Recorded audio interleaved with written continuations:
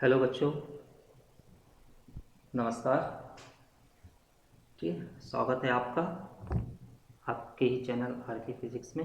आज हम प्रत्यावर्ती धारा में एक नया टॉपिक स्टार्ट करेंगे, ट्रांसफार्मर। ठीक है, एक अपन नया टॉपिक स्टार्ट करने जा रहे हैं, ट्रांसफार्मर। अब ट्रांसफार्मर में होता क्या है, कि ट्रांसफार्मर क्या होता है, कि यार ट्रांसफार्मर से संबंधित हम किन किन टर्म्स को पढ़ेंगे। तो सबसे पहले अगर हमें देखा जाए तो ट्रांसफार्मर होता क्या है, इस पे ध्यान देंगे। दूसरा, ठीक है, ट्रांसफार्मर किस सिद्धांत पे कार्य करता है। तीसरा, ट्रांसफार्मर कितने प्रकार का होता है। फोर्थ वन, ट्रांसफार्मर के मुख्य कितने भाग होते हैं। ठीक है, तथा ट्रांसफार्मर की कार्यविधि, ट्रांसफार्मर का सिद्धांत, ट्रांसफार्मर का जो परिभ्रमण अनुपात होता है, ट्रांसफॉर्मेशन रेशो, उसको फाइंड आउट करेंगे। इसके साथ साथ ट्रांसफार्मर की दक्षता क्या होती है। फिर नेक्स्ट टॉपिक इसी के अंदर आता है ट्रांसफार्मर में ऊर्जा का क्षय। ठीक है, और फिर एक आएगा ट्रांसफार्मर के उपयोग। तो एग्ज़ाम में ट्रांसफार्मर में इतने टॉपिक्स में से किसी न किसी टॉपिक पर क्वेश्चंस जरूर पूछा जाता है। अगर आप इस ट्रांसफार्मर के इस वीडियो को पूरा देखते हैं तो आपका ट्रांसफार्मर से संबंधित कोई भी क्वेश्चन अगर आएगा तो आपसे आई होप कि बन ही जाएगा। ठीक है, तो चलिए अपन आज स्टार्ट करते हैं ट्रांसफार्मर। ठीक है, जनरली देखा जाए तो ट्रांसफार्मर क्या है। ट्रांसफार्मर एक ऐसी युक्ति है, ठीक है, जो एसी वोल्टेज को घटा या बढ़ा सकती है। मतलब ट्रांसफार्मर एक ऐसी युक्ति है जो एसी वोल्टेज को घटा या बढ़ा सकता है। ट्रांसफार्मर जो है, ठीक है, वो अन्योन प्रेरण के सिद्धांत पर कार्य करता है। इसके पहले चैप्टर में आपने, है ना, विद्युत चुम्बकीय प्रेरण पढ़ा है, उनमें एक टॉपिक आता है अन्योन प्रेरण, कि ट्रांसफार्मर जो है अन्योन प्रेरण के सिद्धांत पर कार्य करता है। अर्थात जब एक कुंडली में बहने वाली धारा के मान में परिवर्तन किया जाता है तो उसके पास स्थित रखी दूसरी कुंडली में एक प्रेरित विद्युत वाहक बल उत्पन्न हो जाता है। ठीक है, इस क्रिया को अपन या इसको हम क्या कहते हैं, अन्योन प्रेरण। तो यही क्या है कि हम ट्रांसफार्मर जो है वो अन्योन प्रेरण के सिद्धांत पर कार्य करता है। सेकंड चीज़ हम ये बोल सकते हैं कि जो ट्रांसफार्मर है ये दो प्रकार का होता है, एक उच्चाई ट्रांसफार्मर और एक अपचाई ट्रांसफार्मर। अगर हम देखें तो जो उच्चाई ट्रांसफार्मर है, ठीक है, ये वोल्टेज को बढ़ा देता है। अगर हम देखें तो उच्चाई ट्रांसफार्मर जो है ये वोल्टेज को बढ़ा देता है। ठीक है, और अपचाई ट्रांसफार्मर जो है ये वोल्टेज को घटा देता है,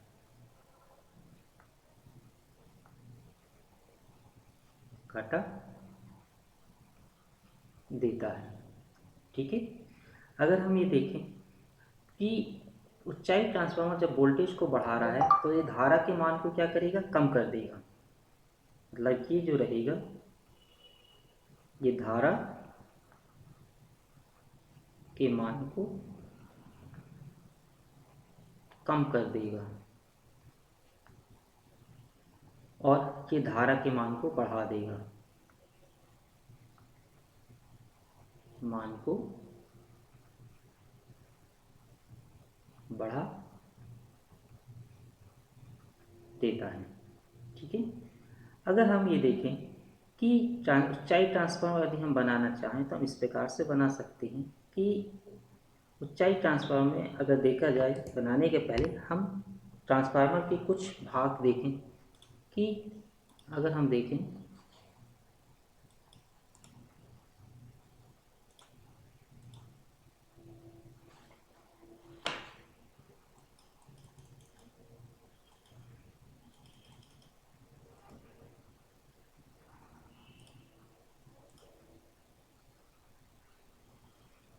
ठीक है, ट्रांसफार्मर के मुख्य तीन भाग होते हैं, पटलित क्रोध, क्रोध प्राथमिक कुंडली और द्वितीयक कुंडली।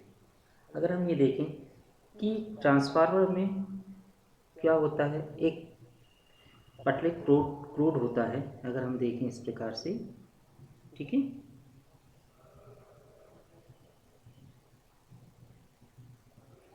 कि एक नर्म लोहे का बना हुआ आयताकार या वृत्ताकार पट्टी होती है, जिसे को बीच में से हम क्या करते हैं, कट कर लेते हैं।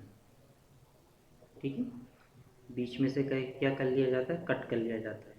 और प्लेट पर विद्युत रोधी पदार्थ की परत चढ़ाकर एक से ज़्यादा प्लेटों को एक दूसरे से चिपकाकर एक पर्याप्त मोटाई का हम बना लेते हैं। उसी को हम क्या बोलते हैं, पटलित क्रोड। ठीक है, एक पट्टी ये हो गई है ना, एक ये हो गई, ये हो गई। ठीक है, इस प्रकार से हम क्या कर लेते हैं, इस पर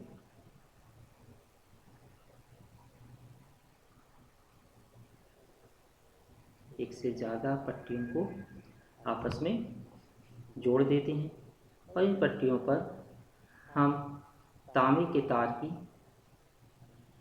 ठीक क्या करते हैं, कुंडलियाँ बना देते हैं। ये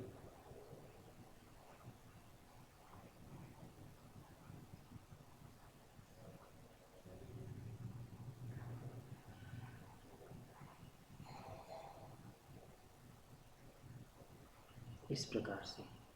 ठीक है, अब ये है कि जिस कुंडली में आप एसी वोल्टेज लगाते हो, मान के चलो हमने इस कुंडली में एसी वोल्टेज लगाया। ठीक है, अगर हम इस कुंडली में एसी वोल्टेज लगाते हैं, ठीक है, और यहाँ से अपन क्या प्राप्त करते हैं, आउटपुट। ठीक है, तो जिस कुंडली में एसी वोल्टेज लगाया जाता है वो आपकी होती है प्राथमिक कुंडली। प्राथमिक कुंडली, और जिससे आउटपुट प्राप्त किया जाता है वो होती है आपकी द्वितीयक कुंडली। ठीक है, मतलब ट्रांसफार्मर के तीन भाग होते हैं, पटलित क्रोड, प्राथमिक कुंडली, द्वितीयक कुंडली। पटलित क्रोड क्या होता है कि हम नर्म लोहे की आयताकार या वृत्ताकार पट्टी लेते हैं, उसको बीच में से कट कर देते हैं और पट्टी के ऊपर विद्युत रोधी पदार्थ की परत चढ़ाकर एक से ज़्यादा पट्टियों को आपस में जोड़ देते हैं और एक आवश्यक है ना मोटाई का हम उसे बना लेते हैं। वही क्या कहलाता है, आपका पटलित क्रोड कहलाता है। फिर इन क्रोड बीच में क्या होता है, दो कुंडली लिपटी होती हैं। एक कुंडली जिस पर हम वोल्टेज लगाते हैं, मतलब दो कुंडली होती हैं, एक मोटे तार की कम फेरों वाली और एक पतले तार की अधिक फेरों वाली। ठीक है, तो जिस कुंडली में आप एसी वोल्टेज को अप्लाई करोगे वो प्राथमिक कुंडली बनेगी और जिससे आउटपुट प्राप्त करोगे वो द्वितीय कुंडली बनेगी। ठीक है, अब हम यहाँ पे इस ट्रांसफार्मर को अब चाय में किस प्रकार से बनाते हैं, अगर हम यहाँ देखें तो सपोज मान के चलिए ये आपका ट्रांसफार्मर है। ठीक है, ट्रांसफार्मर क्या कर रहा है, जो चाय ट्रांसफार्मर वोल्टेज को बढ़ा रहा है और धारा के मान को कम कर रहा है। ठीक है, तो जब ये धारा के मान को कम करेगा तो जो आउटपुट होगा, ठीक है, वो आपके अधिक फेरों वाली कुंडली होगी, मतलब द्वितीय कुंडली। ठीक है, तो एक रहेगी क्या, कम फेरों वाली ये, और एक रहेगी आपकी अधिक फेरों वाली। ठीक है, तो हम अब ऊंचाई ट्रांसफार्मर में अगर देखा जाए तो जो प्राथमिक कुंडली है वो कम फेरों वाली होती है, तो हम यहाँ पे क्या लगाते हैं, एसी वोल्टेज। ठीक है, तो ये होती है आपकी प्राथमिक कुंडली और यहाँ पे हमें क्या मिलता है, आउटपुट। तो ये बनती है आपकी द्वितीय कुंडली। ठीक है, तो ऊंचाई ट्रांसफार्मर में क्या होता है, प्राथमिक कुंडली जो होती है मोटे तार के कम फेरों वाली, ठीक है, और द्वितीय कुंडली पतले तार के अधिक फेरों वाली होती है। ठीक है, तो ये क्या करती है, वोल्टेज को बढ़ा देती है और धारा को कम कर देती है। अगर हम यहाँ पे बात करें इसकी जो अपचाई है। तो अपचाई ट्रांसफार्मर आपका क्या करता है, ठीक है। अगर हम यहाँ बनाना चाहें अपचाई ट्रांसफार्मर,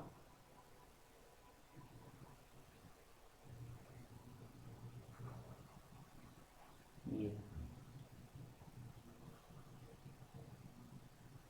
ठीक है। तो इसमें जो प्राथमिक कुंडली होती है ये पतले तार की अधिक फेरों वाली होती है ये।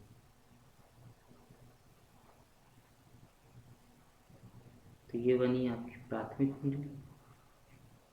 और द्वितीय कुंडली जो है ये कम फेरों वाली मोटे तार की बनी होती है, जहाँ से आप क्या मिलते हैं, आपको आउटपुट, ठीक है। द्वितीय कुंडली आया समझ में, कि अपचाई ट्रांसफार्मर वोल्टेज के मान को घटा देता है अर्थात धारा के मान को बढ़ा देगा। तो अपचाई ट्रांसफार्मर में जो प्राथमिक कुंडली होती है वो पतले तार की अधिक फेरों वाली होती है, ठीक है। और जो द्वितीय कुंडली होती है वो मोटे तार की कम फेरों वाली होती है। तो ये वोल्टेज को क्या करेगी, घटा देगी और धारा के मान को बढ़ा देगी, ठीक है। तो ये होते हैं आपके क्या, ट्रांसफार्मर के भाग, उच्चाई ट्रांसफार्मर और अपचाई ट्रांसफार्मर, ठीक है। इस प्रकार से आप बना सकते हो। ट्रांसफार्मर बनाने के और भी सिम्बॉल्स होती हैं, जैसे अगर अपन एक सिम्बॉल्स और देखें इस प्रकार से भी बना सकते हो, ठीक है, अपचाई और उच्चाई ट्रांसफार्मर को, है ना। अगर हम देखें इस प्रकार से आप उच्चाई और अपचाई ट्रांसफार्मर बना सकते हो। तो ये है आपका,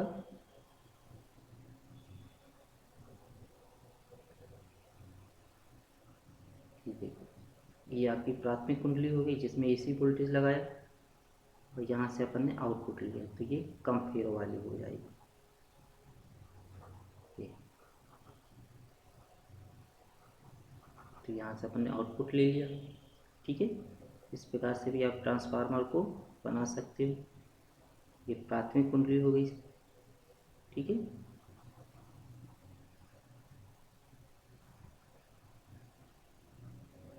ठीक, ये प्राथमिक कुंडली और ये द्वितीय कुंडली, ठीक है, जहाँ से आउटपुट मिल रहा है। और ऐसे आप यहाँ पे देखो चाय को बनाने के लिए, तो चाय में जो प्राथमिक कुंडली होगी ये कम फेरों वाली होगी, ठीक है।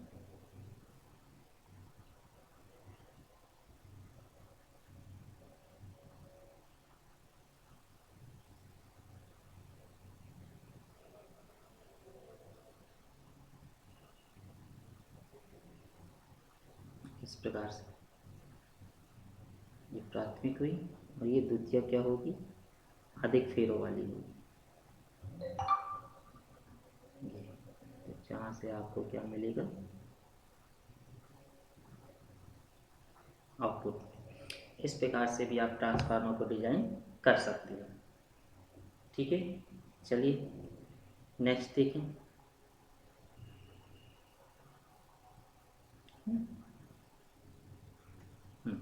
अब नेक्स्ट में अगर अपन देखें तो ट्रांसफार्मर की कार्यविधि अगर हम बात करें तो ट्रांसफार्मर की कार्यविधि क्या कहती है कि जब प्राथमिक कुंडली के सिरों के बीच हम एसी वोल्टेज लगाई जाती है तो उस कुंडली में प्रत्यावर्ती धारा बहने लगती है। क्या प्रत्यावर्ती धारा, ठीक है, यहाँ पे अपन क्या लगा सकते हैं, एसी वोल्टेज,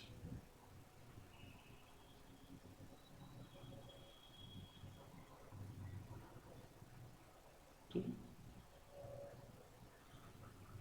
क्या है यहाँ पे, एसी वोल्टेज, कि जब प्राथमिक कुंडली के सिरों के बीच हम एसी वोल्टता लगाई जाती है तो कुंडली में प्रत्यावर्ती धारा बहने लगती है। यह प्रत्यावर्ती धारा क्रोध में परिवर्तित चुंबकीय क्षेत्र उत्पन्न कर देती है। अतः द्वितीय कुंडली से बद्ध चुंबकीय फ्लक्स में बार बार परिवर्तन होने लगता है जिससे उसमें उसी आवृत्ति का प्रेरित विद्युत वाहक बल उत्पन्न हो जाता है। अब इसका सिद्धांत अगर अपन देखें या किस प्रकार से ये काम करता है, ठीक है। तो यदि हम मान लें कि माना, ठीक है,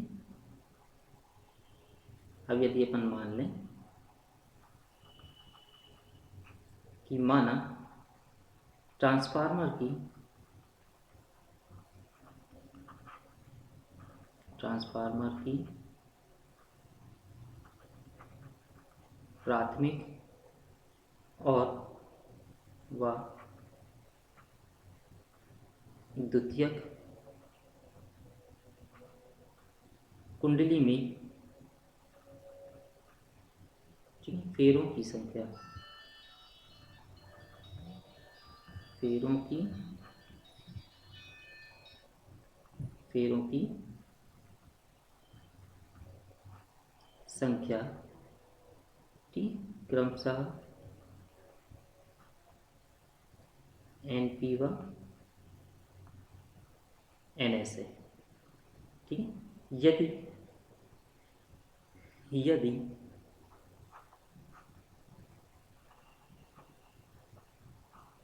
प्राथमिक कुंडली से बद्ध कुंडली के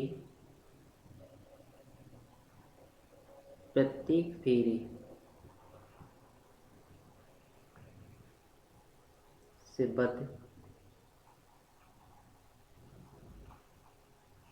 चुंबकीय फ्लक्स फाई हो, ठीक है, तो फैराडे के द्वितीय नियम से, फैराडे के विद्युत चुंबकीय प्रेरण के द्वितीय नियम से, या अपन बोल सकते हैं तो फैराडे के विद्युत चुंबकीय प्रेरण के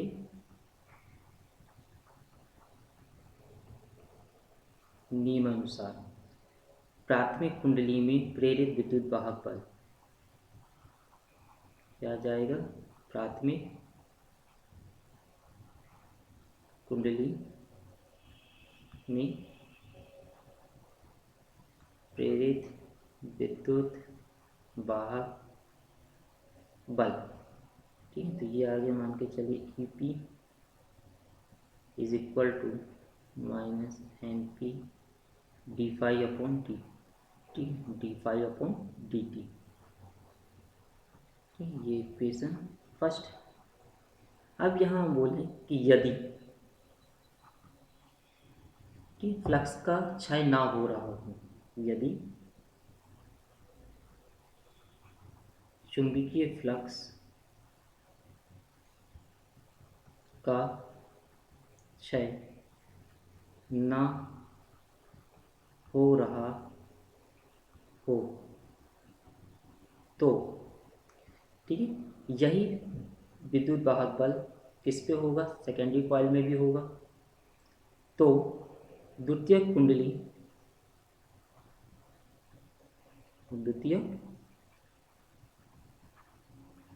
कुंडली के ठीक प्रत्येक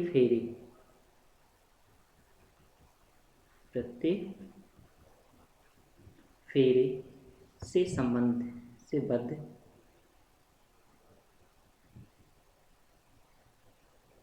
तो द्वितीय कुंडली के प्रत्येक फेरे से बद्ध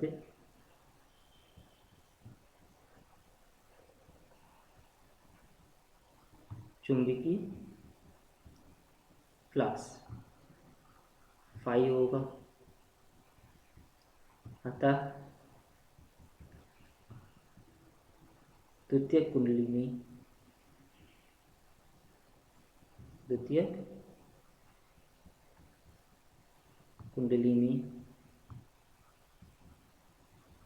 प्रेरित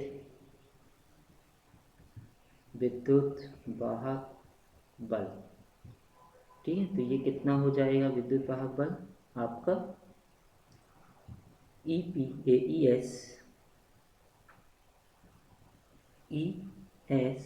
is equal to minus NS d∅/dt, ये हो गई इक्वेशन 2, ठीक है। तो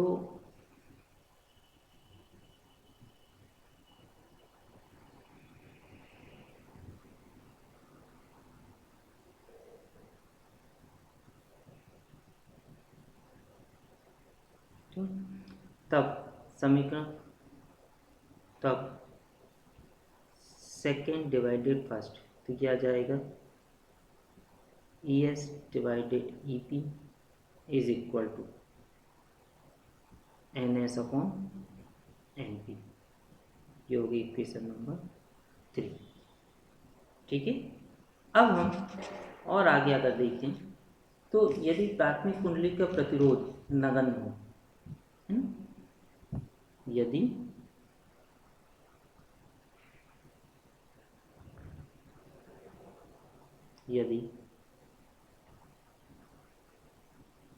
प्राथमिक कुंडली का प्रतिरोध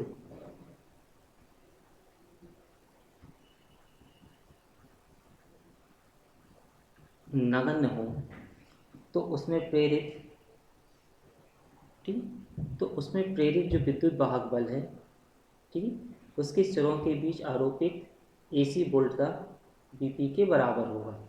ठीक है। अगर प्राथमिक कुंडली का प्रतिरोध नगण्य है तो जो EP है विद्युत वाहक बल, ठीक है, जो EP है कौन सा, विद्युत वाहक बल EP, ये किसके बराबर हो जाएगा, कुंडली के सिरों के सिरों पर आरोपित AC वोल्टता की, मतलब कि जो EP है ये बराबर हो जाएगा BP की। ठीक है। उसी प्रकार जो ES है वो किसके बराबर हो जाएगा, VS के। ठीक है, AC वोल्टता, ठीक, द्वितीय कुंडली की। तो समीकरण 3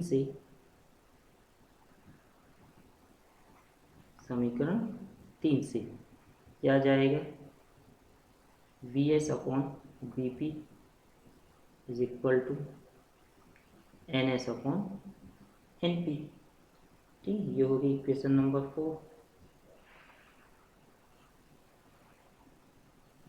हम और आगे बढ़ते हैं।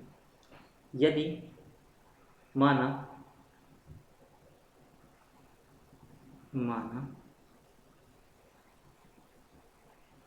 प्राथमिक और द्वितीयक कुंडली में बहने वाली धारा IP व IS हो तो, ठीक है, आपको मालूम है निवेशी शक्ति और निर्गत शक्ति दोनों ही क्या होंगी, बराबर होंगी। प्राथमिक, मतलब प्राथमिक से निवेशी हम ये बोल सकते हैं कि जो निवेशी शक्ति है वो बराबर होगी निर्गत शक्ति के। तो द्वितीय कुंडली की जो शक्ति होगी वो निर्गत, और प्राथमिक कुंडली की जो शक्ति होगी वो निवेशी। तो शक्ति का आपको मालूम है क्या होता है, धारा और वोल्टेज के गुणनफल को हम क्या बोलते हैं, शक्ति। तो ये आ जाएगा आपका IP इंटू BP, ये आ जाएगा IS इंटू VS, डिवाइड कर दीजिए तो ये आ जाएगा VS अपॉन, ठीक है,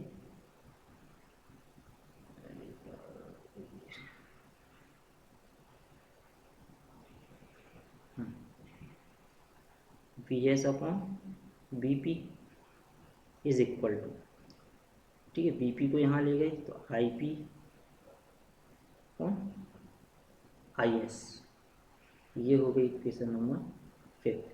तो समीकरण 4 व 5 से, ठीक है, हम यहाँ पे लिख सकते हैं समीकरण 4 व 5 से, ठीक है, क्या आ जाएगा, VS upon BP is equal to NS upon NP is equal to IP upon IS। ठीक है, IP अपॉन क्या आ जाएगा, IS।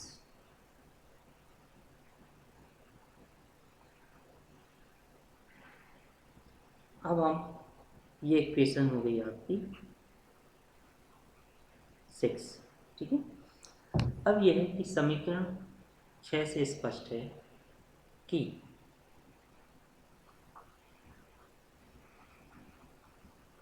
अतः स्पष्ट है कि पहला, ठीक है, V S is greater than B P, मतलब कि जो आउटपुट वोल्टेज है वो इनपुट वोल्टेज से क्या है, ज़्यादा है। ठीक है। तो वो क्या बनेगा आपका ऊंचाई ट्रांसफार्मर। मतलब ये क्या है,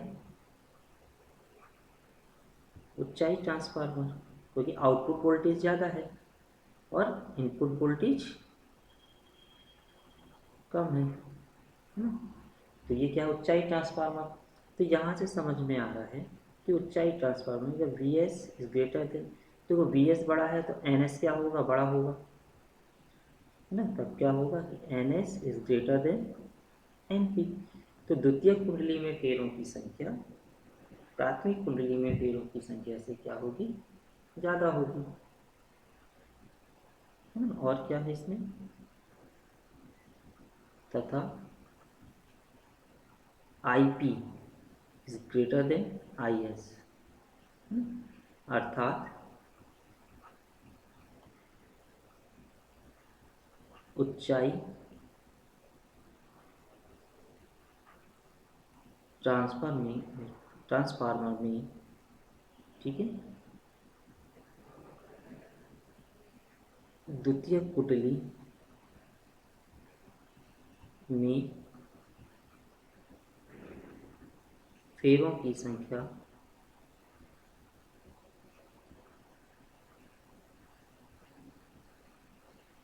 प्राथमिक कुंडली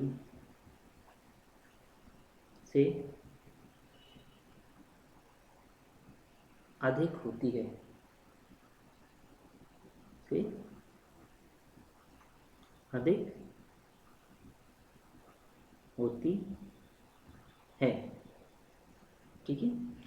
और जो धारा का मान है वो क्या हो जाता है, धारा की प्रबलता को घटा देगा, क्योंकि वोल्टेज को बढ़ा रहा है। तो I S is less than I P, I S is less than I P, या I P is greater than I, प्राथमिक कुंडली से अधिक होती है। तो और ये क्या करता है कि धारा की प्रबलता को आप घटा देता है ना। ऊंचाई ट्रांसफार्मर क्या करता है, यह धारा की प्रबलता को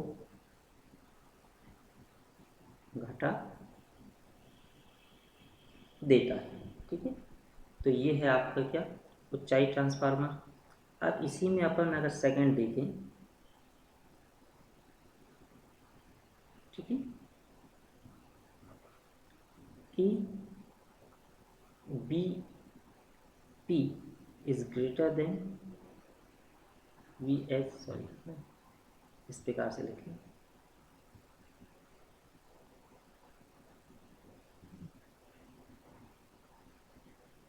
अब क्या है, कि जो वी एस है is less than B P. तो ये क्या है आपका अपचाई। ठीक। तो अपचाई क्या करता है, जब ये बड़ा छोटा है तो V S is less than, तो एन एस क्या होगी, लेस होगी, N S is less than N P, व I S is greater than I P. तो ये क्या करेगा कि अपचाई ट्रांसफार्मर में द्वितीय कुंडली में फेरों की संख्या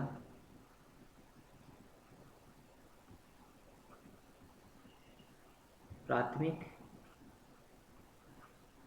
कुंडली से कम होती है। ठीक है। और यह है धारा की प्रबलता को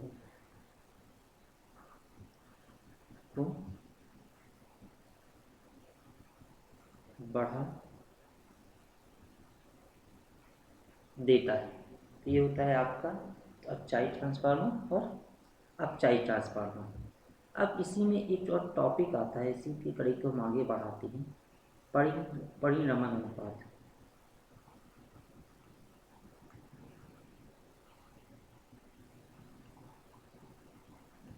अनुपात, ठीक है, इसको बोला जाता है ट्रांसफॉर्मेशन रेशो।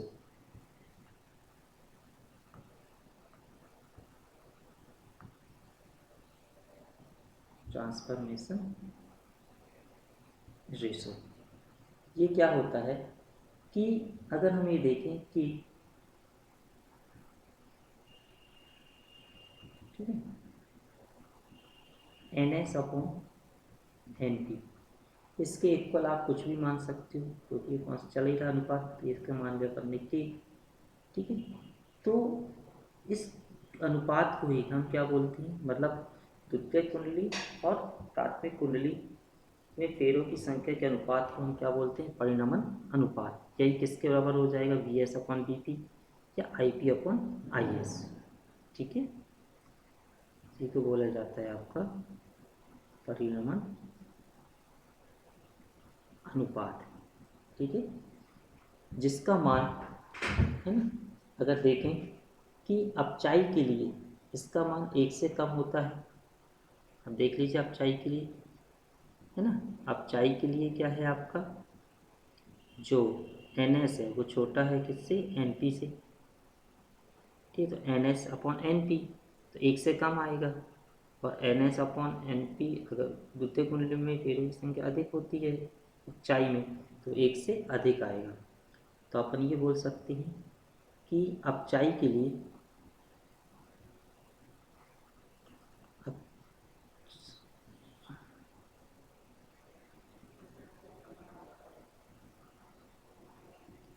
ठीक है,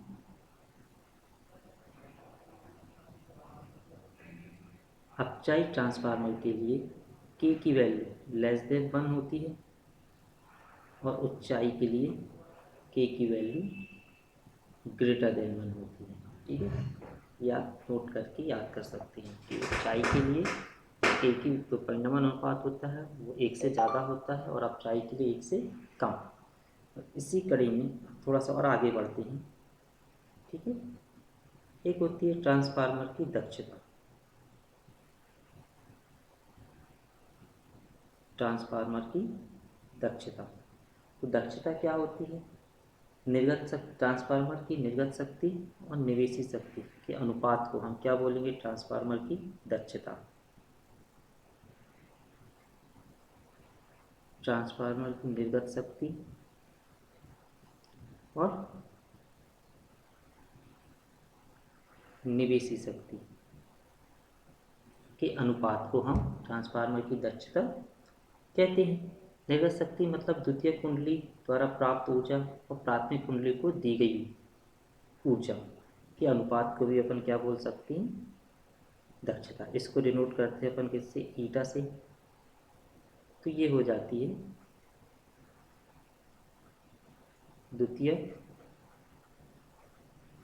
कुंडली से प्राप्त ऊर्जा, ठीक है, और प्राथमिक कुंडली को दी गई ऊर्जा के अनुपात को भी हम क्या बोलते हैं, उसकी दक्षता। एक नोट करके है कि अगर हम बात करें कि एक आइडियल ट्रांसफार्मर जो है, मतलब आदर्श ट्रांसफार्मर की जो दक्षता है, ठीक, वो 100% होती है, ठीक है। परंतु ये व्यवहार में संभव नहीं है। उसका कुछ ना कुछ, उसकी ऊर्जा का कुछ ना कुछ भाग क्या होता है, व्यय होता है।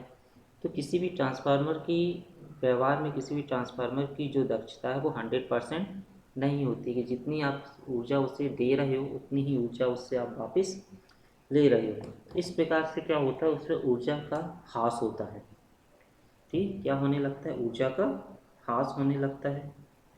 तो हम अब जो नेक्स्ट टॉपिक आ गया वो आपको हो जाता है कि ट्रांसफार्मर में ऊर्जा हानि। ठीक है, ठीक है, ट्रांसफार्मर में ऊर्जा हानि। तो ट्रांसफार्मर में ऊर्जा हानि 4 प्रकार से होती है। ठीक है, तो पहला है आपका ताम्र ह्रास, कि ट्रांसफार्मर की कुंडलियाँ तांबे के तार की बनी होने के कारण उनमें कुछ ना कुछ प्रतिरोध अवश्य होता है। अतः इनमें इसमें धारा प्रवाहित होने पर जूल प्रभाव के कारण ऊष्मा उत्पन्न होती है, जिससे ऊर्जा का कुछ ना कुछ भाग उसमें ऊर्जा के रूप में नष्ट हो जाता है। ठीक है, इस क्षय को दूर करने के लिए हम तांबे के मोटे तारों का उपयोग करते हैं। दूसरे अगर हम देखें चुंबकीय फ्लक्स क्षय, ये है ना, तो प्राथमिक कुंडली से बद्ध समस्त फ्लक्स द्वितीय कुंडली से बद्ध, मतलब जितना फ्लक्स प्राथमिक कुंडली से उत्पन्न हुआ या संबद्ध है, उतना ही फ्लक्स द्वितीय कुंडली से भी संबद्ध हो ये जरूरी नहीं है। उसका कुछ ना कुछ भाग क्या होगा, वायु में क्षय हो जाएगा, जिसे अपन बोलते हैं फ्लक्स क्षय। ठीक है, तो इसे दूर करने के लिए हम एक कुंडली के ऊपर, मतलब प्राथमिक कुंडली और द्वितीय कुंडली को एक दूसरे के ऊपर लपेट कर बनाते हैं, जिससे चुंबकीय फ्लक्स क्षय ना हो। तीसरा आता है लोहे ह्रास या लोहे क्षय। तो ट्रांसफार्मर का जो क्रोड होता है वो नर्म लोहे का होने के कारण क्रोड में क्या होता है, भंवर धाराएं उत्पन्न होने लगती हैं। ठीक है, या भंवर धाराएं प्रेरित हो जाती है, जिससे ऊर्जा का कुछ भाग भंवर धाराओं में ऊष्मा के कारण ऊष्मा के रूप में व्यय हो जाता है। इसलिए इस क्षय को रोकने के लिए हम क्रोड को क्या करते हैं, पटलिक क्रोड का उपयोग करके इस क्षय को हम कम कर सकते हैं। और एक होता है शैथिल्य ह्रास या शैथिल्य क्षय, कि कि कुंड जब किसी प्राथमिक कुंडली में प्रत्यावर्ती धारा प्रवाहित होती है, तो मतलब जब ट्रांसफार्मर की प्राथमिक कुंडली में प्रत्यावर्ती धारा प्रवाहित होती है तो क्रोड बार बार क्या होता है, चुंबकित होगा और अचुंबकित होता है, जिससे ऊर्जा का ऊष्मा के रूप में व्यय हो जाता है। तो इस क्षय को कम करने के लिए हम क्रोड को नर्म लोहे का बनाते हैं। तो इस प्रकार से आप क्या कर सकते हैं कि ट्रांसफार्मर में ऊर्जा हानि को डिफाइन किया जा सकता है। ठीक है, फिर इसी में एक आ जाता है आपका ट्रांसफार्मर के उपयोग। तो ट्रांसफार्मर के उपयोग ऑलरेडी आपको पता है कहाँ कहाँ होता है ना, जैसे रेडियो, टेलीविज़न, है ना, रेफ्रिजरेटर, टेलीफोन, मोटर आदि उपकरणों में हम ट्रांसफार्मर का उपयोग करते हैं। ठीक है, वेल्डिंग के कार्यों में हम क्या करते हैं, कम वोल्टा पर प्रबल धारा प्रवाहित करने की आवश्यकता होती है वेल्डिंग वर्क के लिए, तो हम वहाँ पे अपचाई ट्रांसफार्मर का उपयोग करते हैं। ठीक है, विद्युत ऊर्जा को एक स्थान से दूसरे स्थान तक ले जाने के लिए हम ट्रांसफार्मर का उपयोग करते हैं। ठीक है, तो ये कुछ चीज़ें हैं और अच्छे से पढ़िएगा। तो मुझे आशा है कि आप लोगों को यह वीडियो पसंद आया होगा, है ना। आप अपने कमेंट और ज़रूर कीजिएगा और एक लाइक और शेयर ज़रूर करिएगा। ठीक है, तब तक के लिए हम आपसे विदा लेते हैं और नेक्स्ट वीडियो लेके जल्द ही आपके सामने उपस्थित होंगे। तब तक के लिए गुड बाय। ठीक, ओके बच्चों, बाय बाय।